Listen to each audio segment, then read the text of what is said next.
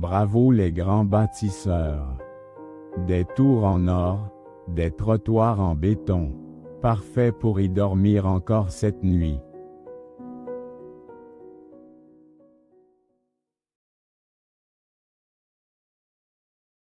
Les rues de notre Québec, province si fière de sa richesse et de son avenir prospère, sont le théâtre d'une contradiction criante.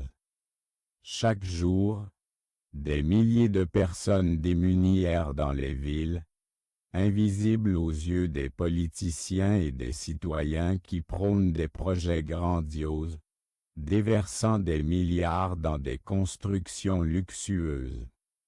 Mais où sont les plans pour ceux qui ne possèdent rien, ceux qui vivent dans la misère, sous la menace du froid et de l'indifférence?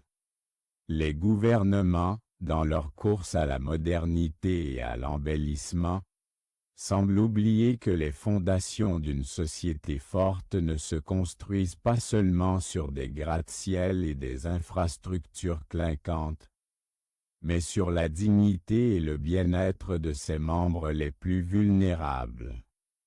En investissant des sommes colossales pour ériger des bâtiments qui vont enrichir les plus fortunés, ils tournent le dos aux sans-abri qui, chaque nuit, se battent pour un toit, pour un repas, pour un peu de chaleur humaine. Combien de fois avons-nous entendu ces promesses de changement, de réformes pour améliorer la vie des plus démunis?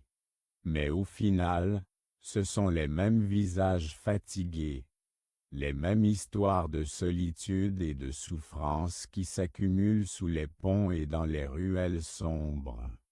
À chaque nouveau projet, à chaque annonce de dépenses gouvernementales, le fossé entre les riches et les pauvres se creuse un peu plus.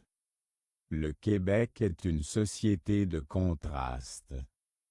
D'un côté, la splendeur des projets gouvernementaux, et de l'autre, la dure réalité de ceux qui vivent en marge de la société est complètement oubliée par un système qui se vante de son progrès tout en refusant d'assurer les besoins de base à ceux qui luttent pour survivre.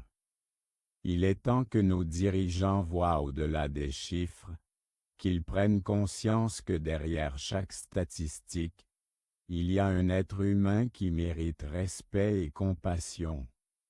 Si la richesse du Québec ne se mesure pas seulement à ses projets d'infrastructure, mais aussi à sa capacité à prendre soin de ses plus fragiles, alors il est grand temps de réécrire les règles de notre avenir.